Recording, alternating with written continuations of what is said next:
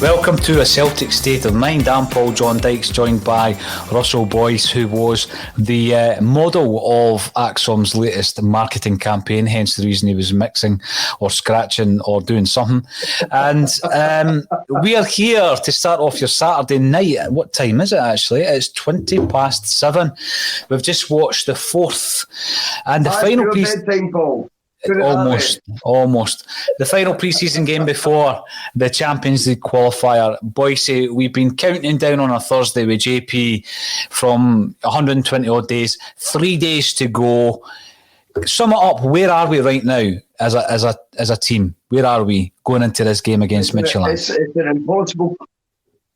an impossible question to answer because right now, let's be honest, it is the unknown we're about to enter. Now, we've spent months trying to deliver a show that is based on facts, right? And then you go, well, it's not our fault Celtic haven't accomplished certain things. We can only comment on them at the time as they go. I am in shock. This team, put it this way. Let's pick Celtic starting 11 next Tuesday. No one has a Scooby. And that is the best way to describe this situation right now.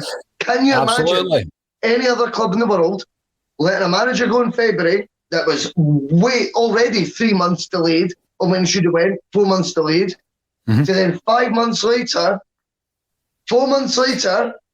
we are then now looking at going, how do we do this? How do we do it? What team are we going to put? We are the luckiest club in the world right now to have a Champions League opportunity. I've preached about this.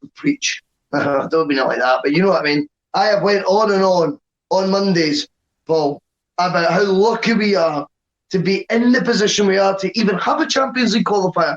The first time in over a decade in Scottish football.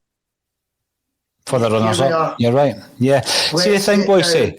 To the nitty-gritty, and we are miles away from a Champions League football status. And I don't blame this on Ange. For all my analysis of Ange, we just stand by. I stand by any criticism. No, 106 days we went without making an appointment. 3, 4, 5 months too late in relation to the decision on Neil Lennon. Your Wi-Fi's playing up all that, Paul, or if it's mine. Yes, there's a wee delay. There's a lag with your image. Celtic State of Mind. My name's Russell Boyce. So we'll wait until Russell resets his system. He has already had an issue with that and he's had to go elsewhere. We're going to work through some of your comments and hopefully Russell can reset it and we'll get back on the Russell train as soon as he's done that. With regards to what he said there, if you could give me your 11 for Tuesday night, because at this moment in time there's a lot of questions around various positions. Does the new man, Leo Abada, make a start? Did he show you enough in the minutes that he played there that he is worth starting on the right-hand side? There's a lot of comments coming in relation to concerns around various positions on that park. One of them being Anthony Ralston at right back. Again, he seems to come in for quite a bit flack. O'Connor, I think, looked pretty composed when he came in the second half. His use of the ball was better, I feel, than Anthony Ralston's. We've got Russell Boyce coming back in. He's back in, he's looking better. I know. But mate, I'll tell you what, we try. I've asked. I do apologise. It looks better. It looks clearer. The point I was trying to make, though, is we're about to enter the unknown, Paul. I don't know if that got picked up on the old. It was like watching Celtic win 7-0 against Motherwell with the Speckles. Did you watch that on one of the dodgy links? Aye, trying to hear me talk nonsense. But the genuine truth is, from what I took today, is no one in their right mind can pick a start 11 now for Tuesday. No one can. No one has a Scooby. Do you agree with it? I mean, we are about to enter the abyss, the unknown, and we are do you know the thing is on Tuesday? It's a golden ticket we've got, Paul. a golden ticket we don't deserve for the crappiest season we've ever seen ever. We have been given this life-changing chance, this 40 million bounty. Yeah, the obstacles are going to be huge. Yeah, of course they will be. But it's better to be in it than not to be. But you know what? You watch today. You watch the last 3 games. Go pick me a formation. Pick me a starting 11 and tell me who is destined to take Celtic through the first of 4 knockout rounds of the Champions League. No one can answer that question. Well, I'll run through the team that we started with today, Boyce. You look at Barkas. Barkas has got to start. Ralston, you know, I said at the very beginning of the show, the pre-match, he was a stopgap. He still looks like a stopgap. You know, the option, though, is O'Connor, who has barely played. He's barely played for Celtic. So let's just go straight into that. Why on earth, Paul, with a keeper who wasn't fancied by various management teams, not just Neil Lennon, although he will always be famed for he's my first choice, and then dropping him 3 games later. Yep. John Kerry didn't fancy Barkas either. That's fact. So let's put that one to, that's still needs to be dealt with. Unless Ange sees him at the halfway line and thinks that's what he wants, fair enough. I'm not going to be overly critical of that. That might be the style he goes for. I like goalkeepers that keep shots at the goal. As Tony Haggett would say, for me, David Marshall fills that void. It's an easy fix. But up to them. But right back, you talk about Anthony Ralston is never going to be the number 1 choice. Leo O'Connor was not loaned to Tranmere to play defensive midfield and then right back half the time, then back to defensive midfield. If we genuinely think he is Champions League qualifying material, when do we start evaluating it against that narrative, Paul? I'll also give you another thing that shouldn't be an option, and that would be Urhoghide. I mean, he came in against Charlton. He looked very, sketchy, but we put that down to him being played potentially in his second choice position.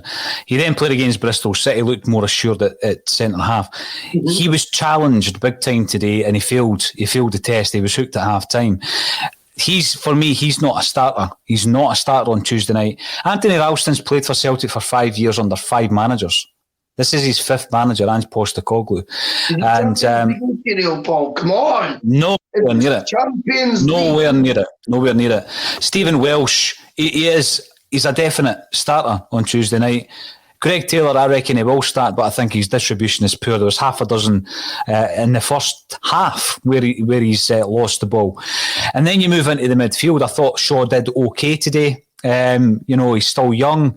Again, you're throwing him into a big, pressure-filled game. McGregor, first name on the team sheet as far as I'm concerned. I wouldn't expect Moffat or Montgomery to start on Tuesday night, even though I think they're good for the future and I hope they do get some games this season. I wouldn't expect them to start. We're talking 2 different sports here, Paul. 2 different sports.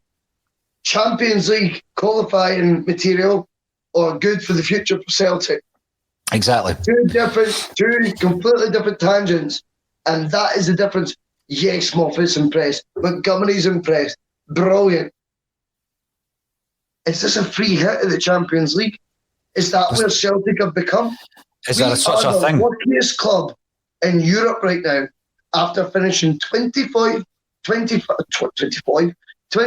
points behind in a Diddy League. That's how it looks at from the outside, by the way. A Diddy League. 25 points behind your nearest rival. I haven't won it in God knows how long. And yet, guess what? We don't even know. Woefully underprepared. Lineup for the 4 qualifiers and the first one in. We still are panicking. You're panicking. Let's take it further. David Turnbull, 100%. He's one of the first names on the team sheet. Up front, still undecided. I don't know if it's Albion Ayeti. I don't know if it's Odsonne Edouard. But what I would say is that even on that performance, Lila Bada starts for me. Right-hand side, he starts the game on Tuesday night. The energy. And he's a 19-year-old. He's a 19-year-old player, but he's got plenty games in his legs. This is the issue that we've got. Is Soro injured and is he out on Tuesday night? potentially? Is Beaton because something's talking about a back injury? Because if so, that is a huge worry for me. Chris Sayer's obviously not getting played because he's on his way out. Liam Shaw's in there. That's a big risk. Is he a bigger risk than Cham? You know, there's the kind of debate. Ryan Christie's fallen off the edge of a cliff, so we can't even consider him. You know, so we really are in dire straits. When I spoke about a £60 million gamble, people thought that was disrespectful to Ange Postecoglou. I meant the board had made that gamble. They made that gamble by failing to act last October, when it was clear to anybody who was watching Celtic that we had to make a change. And they've made that gamble by putting all their eggs in Eddie Howe basket, which we know, and waiting for that for too long without any guarantee that we had something at the end of it. And they made that gamble by taking 106 days to appoint Ange Postecoglou. We're now at a situation where we really are that scene in Wallace and Gromit with a dog that's on the train and he's putting the train tracks down as the train's careering to the end of a cliff. That's where we are right now. If we get a result on Tuesday night, then I will be amazed. At this juncture, I'll be amazed. And I know that people are going to say, oh, here we go. Axom's been negative again. That showed it today. We were up against a side there who I think were 15th in the Championship last season, right? And they bossed us. They were far more organised. They've got a game plan. And just trying his hardest here. He doesn't have the personnel. He doesn't have a functioning defence, Boycey. We still don't know. I think Bacchus, for me, is a shoo-in. I'd pick him every day of the week over Scott Bain. Oh, 100%. But we still don't know because he is trying to give both goalkeepers a half to see who they'll pick. We've left it far too late. And I don't think a club like Celtic should ever see a Champions League qualifier as a free hit. We need to win that. We need to qualify. There's so much unknowns going on right now, Paul. You're absolutely spot on, by the way. Preston North End, I would guess, are 2 weeks behind us in pre-season as well. Take that on the chin. Mm-hmm. I start thinking big time and going, they will look far more organised, as you say, far more slick. And you know something? Pre-season friendlies are one of these, as I said at the start, do we judge too much on it? Do we get over it? Oh, I don't care about the result. It's what I'm seeing in the park. That defence needs a leader. Now, I am not disputing if Celtic are resting the laurels of Chris Julian. I have a lot of faith in this guy. But the here and now is, Chris Julian costs £7 million. We've got a golden ticket to 40 million if you just use your marbles.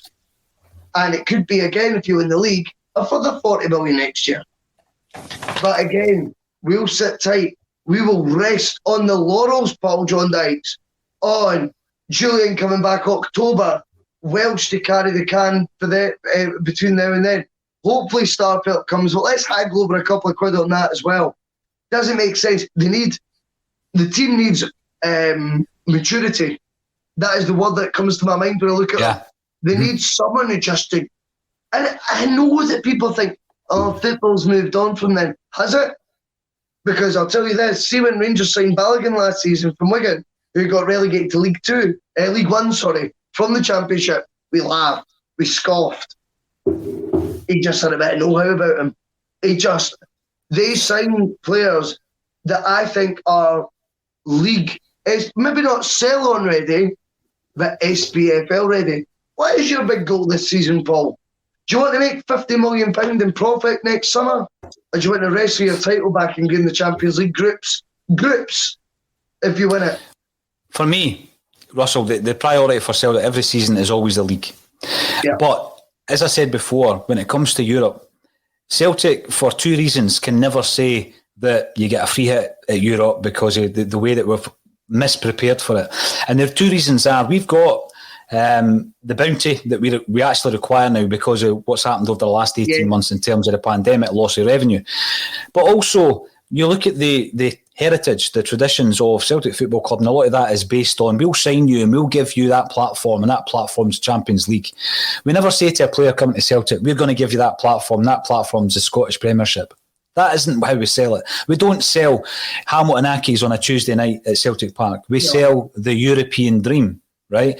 Now, Kevin, since the beginning of Axom, has argued the case that Celtic are no longer a Champions League club. And he's argued that they're now a Europa League club. We have the opportunity, like you say, and it is a Willy Wonka golden ticket opportunity to get into the Champions League group stages. So we don't just say, it's a free hit, and we're allowing ourselves to go in unprepared for two reasons: financially, and also there's the knock on. If you're going for a player like Starfelt, and there's only one other club that could go for any of these players that we're trying to buy in at this moment in time, and it's a 2-horse race to buy that player. And one club's in Europe, the other one isn't. It's a no-brainer. And it doesn't matter if they played the Green and White Hoops team at Subbuteo when they were 12 back in Sweden. They will go to the team that's on the bigger platform. And there was a good point on social media that I read with the reaction of Brentford, really? About Ajer leaving Celtic? And the point that was made was, well, he's playing on a much bigger platform by going to Brentford. It's maybe his best option at this moment in time. The club at this moment in time are far better run than Celtic. They rely much heavier on data analysis rather than Celtic do. So they've actually stolen a charge on Celtic. Are they as big as Celtic? Of course they're not. 100% not. But there are bigger criteria for a player like Chris Ajer when leaving Celtic to move on to that, because he actually does see that as a step in the right direction for his career. I'd be quite happy to get the £15 million all in for Chris Ajer, and I think it's the right move for the club. Boyce, but the point remains, Scottish football isn't the platform, it's the European platform. So in preparation for this game on Tuesday, we've played 4 games, 2 wins, a draw and a loss. Have you seen enough in those 4 games that gives you any kind of confidence that we can get a result on Tuesday? My answer is no, 100% no. At this moment in time, I want to be proved wrong. Ange Postecoglou's body language, the way that he was communicating with the players, because obviously you hear it. We're no piping the elevator chants into it. You can hear it. He's frustrated, Boyce. Already, you can tell he's frustrated. You could hear him barking instructions at various players about their position, about taking too long on the ball. And, all that should happen if you've got 8-9 games before your big game. We don't have that. In fact, all 4 games have now been played and we're going in on Tuesday. And this isn't me being negative. I mean, nothing would thrill me more than us going out on Tuesday night and getting a result. I just don't think we've got the personnel, Russell. I don't even think you know that, Paul. I just generally think the fact is it's the abyss. It's the unknown. You have no idea who we're going to sign between now and then, who's getting rushed into the 11 and getting heralded as a genius move. These guys, whoever it is, whether it's Starfelt or not, needed a week to 10 days in the camp. Perhaps a match against Preston North End today to settle in. But honestly, it's a lottery what this team's going to be on Tuesday. So we have no foresight as to whether they think it will go well, whether it won't. The chances are when you don't know, you obviously think negatively, and I'm on your boat with that. But I've never felt in a position before where I'm going, why is everything taking so long? What is going on? Why is everything taking so long? Apart from the signing of Kyogo, which I love, because look at the reaction we gave. Look at the reaction the Celtic fan base gave. The positivity levels go through the roof. So do not ever question whether Celtic fans, whether they're Axon fans or whatever pod they watch or whatever season ticket, whatever seat they've got, are supportive of the club. When the club get it right, we back it. We love it. We talk it up. But by God, when they get it wrong, I just feel it's amateur. Thing is, Russell, when they get it right, we do big it up. We've bigged up a lot of what. Yeah, well, Don Mackay's done a lot of good since he's came in. We've spoken about Ange Postecoglou was appointed. We have been positive about what we've seen so far from him, including his philosophy and how he wants to implement that at Celtic. From the new signings, I think that when you look at Urhoghide and Shaw, we've been very positive about Shaw. We've been as positive as we can be about Urhoghide. I think that if today he failed the test today, which might have been a step up from what he's used to, then you can't expect him to step up a few other tiers to a European Champions League qualifier. The other 2 signings this week, massively positive about it, to such a degree that I would throw Leo right into the side. I would put Abada right into the side. He would be a starter for me, because I think he gave you something. You could tell that he's just came in at the tail end of last week. He's had a press conference and he said the Celtic fans are the greatest in the world. Brilliant. The following day, he meets the fans and he gives us a press conference, and Laura spoke to him. Excellent. And then day 3, he's playing. And you can tell that there's been that whirlwind. And you could tell that there was a couple of stray passes because, he doesn't know who he's playing with. But even then... He's just joined. But even then, we're in a situation where I still think, throw him in. Play him from the start, because he gives you something in that area of the field, Russell, that we lack. We started off this season with Forrest.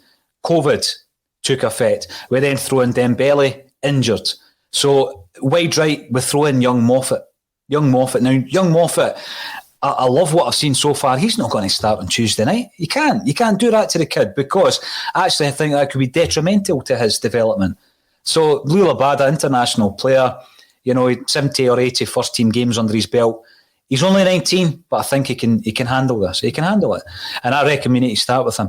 Starfelt, if he comes in with regards to, you've got to isolate and everything else, there's no chance. I don't think that he's going to be anywhere near it if he comes in, indeed. And I do like the way that the club just kind of dropped the signing, the confirmation of the signing. That was great, because in this day and age, you think that everything comes through sources and the great sources online, etc. And if they say it's going to happen, it's going to happen. And Celtic just drop a curveball. I thought it was tremendous. Long may that continue, by the way. But for me, I'm bringing up McGrory. Now, McGrory and I have disagreed in the past on Axon Bulletin, but actually, I'm looking at this and I can't disagree with him or her. Second game in a row, we have been dire as a lack of quality all over the park is plain to see. I can't disagree with that.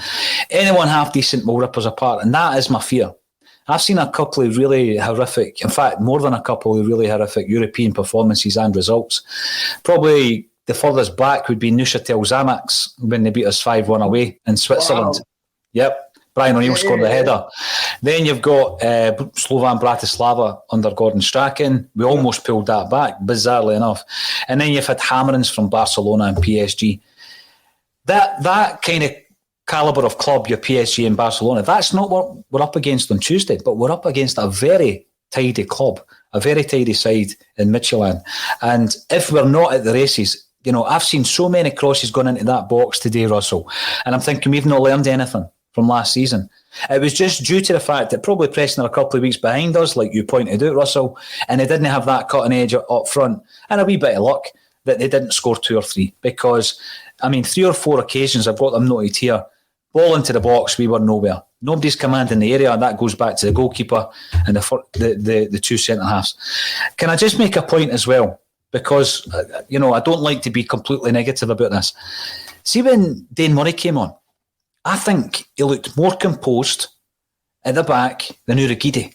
I actually think that he looked like a better option at the back. But then it begs the question, if Beaton's injured, Boyce, right, and Urhoghide's started the last 2 games at centre-half, maybe to get an understanding with Welsh, then I'm thinking Ange is going to start Urhoghide. Murray's played better today, but it's a massive risk, again, going back to Owen Moffat, to throw an 18-year-old into the mix. But we're wafer thin at the back. Centre-half position is a big issue. So it begs the question, how did we get here? Because it's not happened this pre-season. It's not happened this pre-season that we're in this situation. Let's use the terminology that you used earlier on. Abada, you would throw him in. Why are we throwing in £3.5 million signings? You're chancing it. Why is it a throw-in? Why is it a throw-in? Why is that not a player? And let's be honest, we all know the root, the source. Is Lawrence came in under a pseudonym? Alex Burrow, never a penalty. Kevin Clancy. By the way, it wasn't a penalty, but that doesn't take away. Only one Lawrence Connolly, so you look up to you, Alex. Actually, Lawrence is commenting under his own name, but I'm just going to have to read that before I bring it up because my site's not the best. Here we go.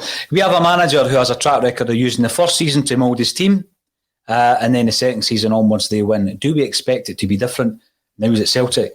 Good question, but the answer is yes. because you cannot. Second is nothing in Glasgow. You finish second. You finish second. You finish last. Yeah, let's get a few things absolutely crystal clear here. One, we've talked about Willy Wonka's golden ticket. Unbelievable. We have the opportunity. I'm not saying it's a freebie. It's not a freebie. It's a very difficult passage. But by God, go for it.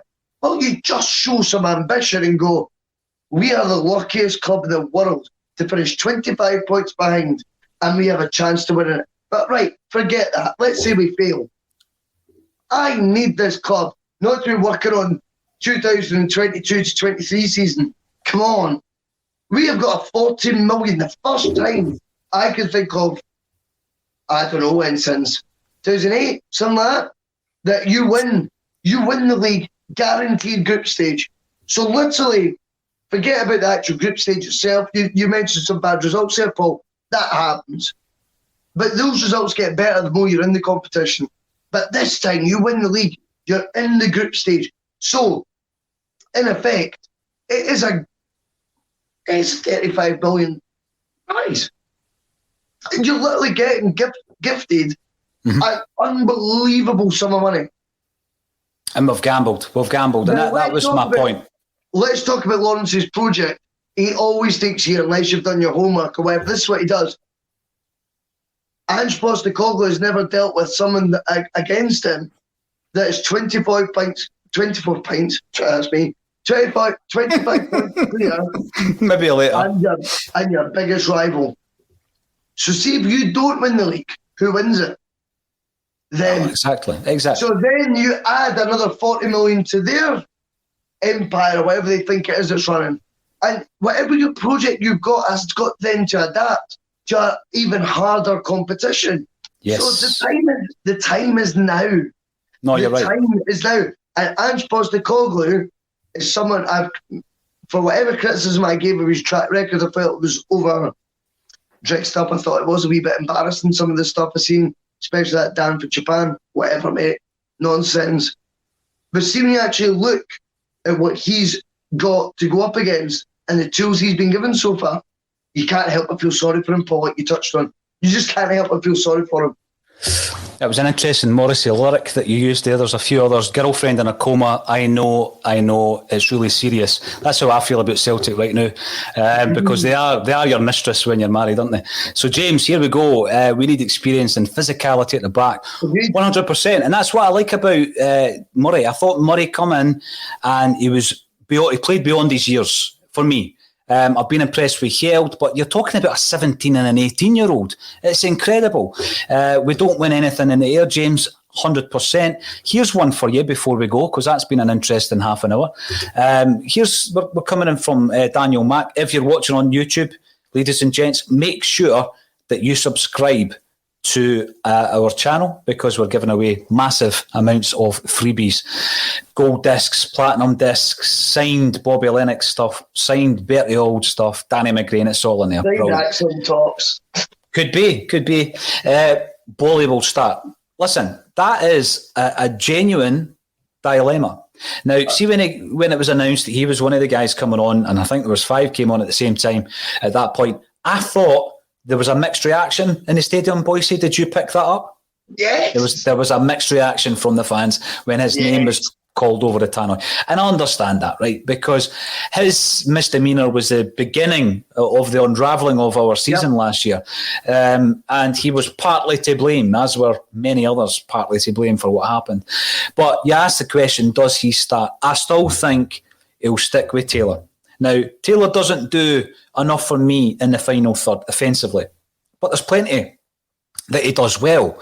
He does provide out balls, throughout the game because he's got an engine. In terms of defensively, he's got a defensive mind because he's come from a defensive background in terms of where he came from in Kilmarnock. But that might be useful to us on Tuesday, because I can't see us pressing the way we would like to against this side on Tuesday night, Boyce. So I would actually say Taylor starts. I totally get you. But let's then look at the goalkeeper position.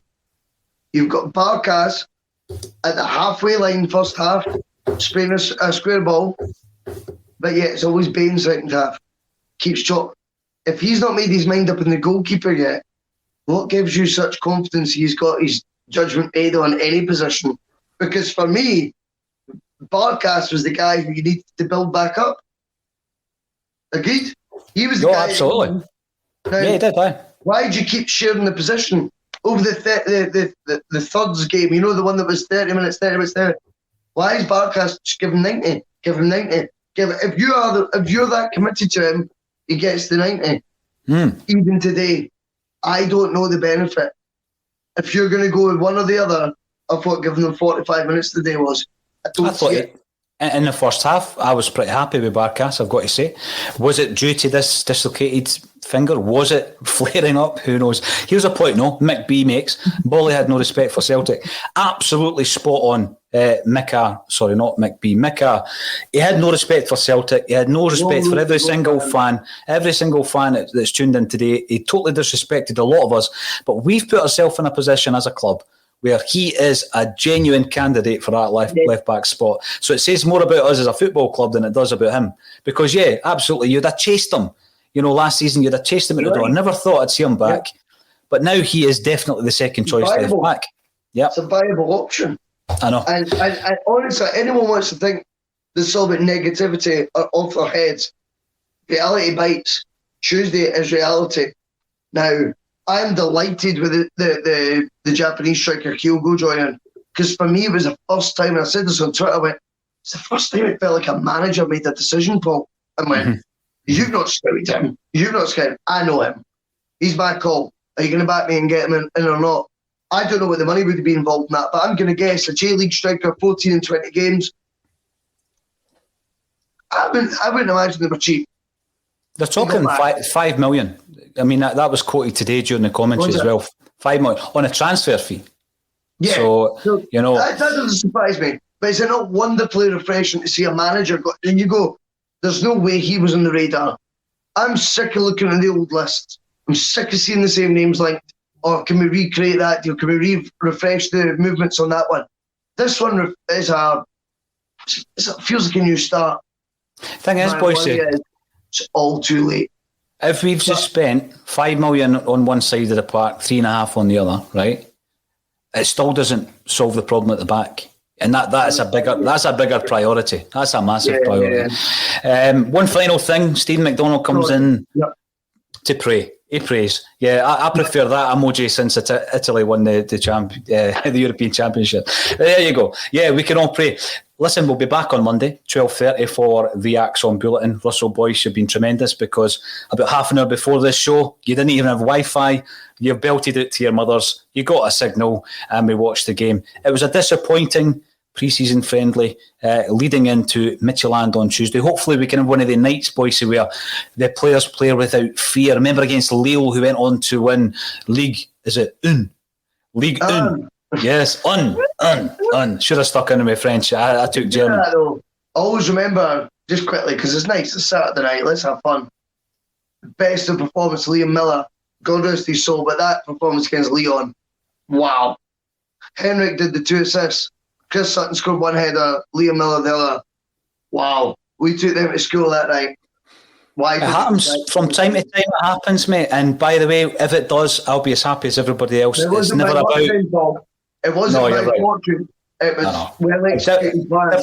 different gravy back then. I look forward to Tuesday regardless, but we will see you back at 12:30 on Monday.